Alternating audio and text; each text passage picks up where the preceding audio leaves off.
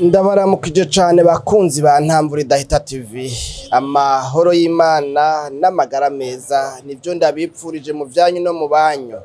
Yesu Kristo igihe yagomba afatwe ngo abambwe yicwe afuko ku musaraba acungure amahanga acungure abantu, hari amwe mu majambo yavuze muri rirya joro yari karasenga novuga ngo Igetsemane, yavuze ngo umutima urakunze ngo ariko umubiri ufise intege nke.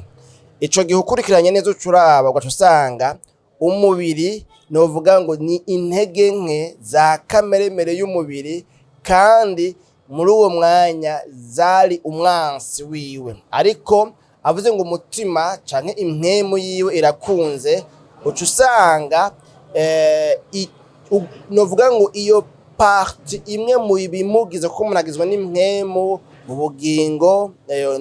umubiri, umushaha n'impwemu, ibintu nyene nk'ivyo kumurengera ngo biratahuritse ame, corps et esprit. Hanyuma rero uca usanga mu mpwemu hiwe no mu mushaha hiwe niho hari ukuri guhuye n'ivyo yipfuza gushikako, no kuvuga mu ntumbero y'icamuzanye mw'isi. Ndafise amajambo ngomba ko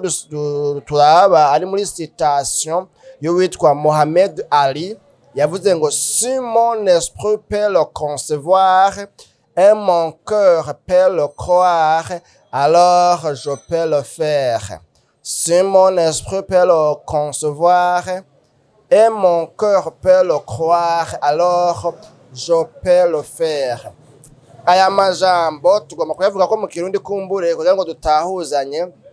ni muri ya ntumbero yo kudukangurira kwigirira icizere, kwizera ko ibintu bishoboka, kwiyumvisha yuko ivyo banaka bashoboye atari kubera ko batanze igiturire ku Mana, ariko ko nabo bavukiye amezi ane. Ico kintu umuntu akwiye kuciyumvisha, kuko tugomba gutera imbere utegerezwa kwiyumvisha no kwigirira icizere yuko uzobishikako, yuko bikunda, yuko kizokwitambika imbere cose, uzoseka, uzosatira, uzoshwanyaguza abandi nuko bavuga kumbure, uzokandagira, uzohonyora. Kwa kundi duha tuvuga ngo tumuhonyore Satani, rero ngo tumuhonyore. Utegerezwa kwiyumvisha yuko ico muzohura cose uzoseka umutwe, uzohonyora, uzorandurana n'imizi, uzoshwanyaguza, uzosangangura. Rero yo Mohamed Ali yavuze ngo nimba impwemu yanje, muramumva bavuga ngo ama esprit, urya muntu ngo afise ama esprit ngo akoreshwa n'ama esprit. Rero ngaha yavuze ngo nimba impwemu yanje, nimba mu kirere co mu buryo bw'impwemu hanje gishobora kubitegura kikabicapa, kikagira kugira novuga ngo bagira plan y'inzu, nimba mu kirere co mu buryo bw'impwemu canje gishobora kuzana plan iteguye neza, nimba mu kirere co mu buryo bw'impwemu hanje hashobora kubitegura hakama igicapo cingene ivyiza bishoboka, nshobora kubikora, nshobora kubigenderamwo, nshobora kubishikamwo. Hanyuma inyuma yuko mu kirere co mu buryo bw'impwemu hanje hamaze kunzanira plan yose, igicapo cose, igishushanyo c'ubuzima bwiza ntegerezwa gushikako, hanyuma umutima na wanje nawo canke novuga ngo umushaha, niho haba vya bigumbagumba, gukunda, kwanka, kubabara, kugira novuga ngo gushavura, kunezerwa. Umutima wanje nawo ngo ukaba ushobora kuvyizera. Muvyumve neza, hariho ibintu bitatu. Etape ya mbere, nimba mu kirere co mu buryo bw'impwemu, kuko ni Imana n'impwemu. Rero mu bumana Imana yandemanye, yaremeye muri jewe, kuri wa mugabane w'impwemu yahumeka muri jewe nkagira ubugingo, nimba igicapo c'ubuzima bwiza, igicapo c'iterambere rirama gishobora kuza kikanyemeza neza yuko gitunganijwe neza, esprit yanje, impwemu yanje, nari kuvuga ngo umuzimu wanje, mugabo ico kintu ariko umuntu acihoze, mon esprit, nimba impwemu yanje ishobora kubincapira neza ikagira conception du plan, igacapa neza ingene le plan imeze, igicapo, igishushanyo c'ubuzima bwiza bwanje nejo hanje hazoza, hanyuma umutima wanje nawo nkatombora ukizera ibyo ikirere cy'umwemu kinyumvisha, kinyemeza, cashushanije, cacafye, cagize conception du plan, umutima nkatombora ukavyizera ko ivyo bintu mu kirere c'umwemu bampaye ari vyo, ngo rero ni ukuvuga yuko nshobora kubikora,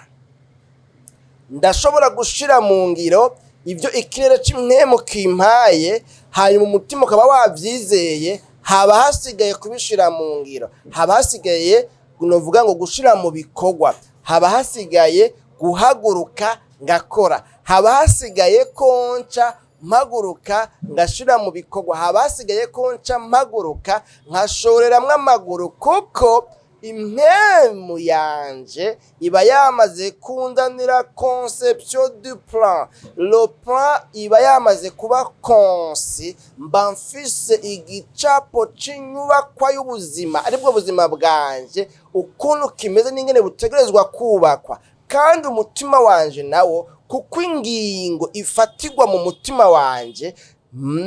umutima wanje nawe ukaba wamaze kuvyizera, no kuvuga yuko washize ko akoro, umutima wanje wanyemereye, wanyemeje yuko bikunda. Umubiri rero nta kindi kiba gisigaye no gushira mu ngiro ivyo kuduta, ivyo gukekeranya, ivyo kutizera, ivyo nta jambo biba bigifise. None rero n'aya majambo y'uyu Muhammad Ali tuboneye hamwe rero muri kino kiganiro cacu, muntu mbere kugira ngo umuntu ashishikare kuba inspiré,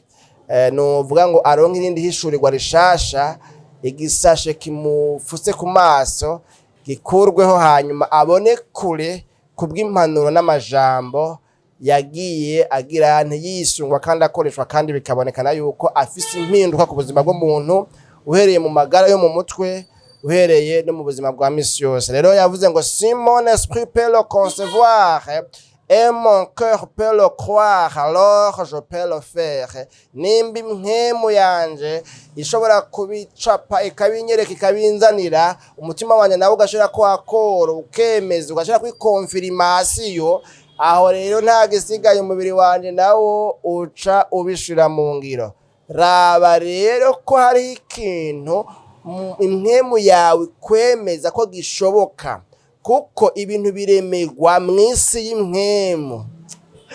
Aha bazagaragiye buriya novuga ngo ivyiyobokamana, ariko mugabo ubu ahanini sivyo turimwo. Bintu biremegwa mw'isi y'impwemu. None ko wumva hari ikintu mw'isi y'impwemu caremwe ku buzima bwawe, hanyuma umutima nawe ukaba wumva ukwemeza kugikora, ntiwumvire umubiri wo gutera gukekeranya no gutinya no guteba no gucererwa, ahubwo haguruka ukore ico wumva, wemezwa n'agatima nama, conscience iri muri wewe, kandi bizogenda neza naho ubutaha.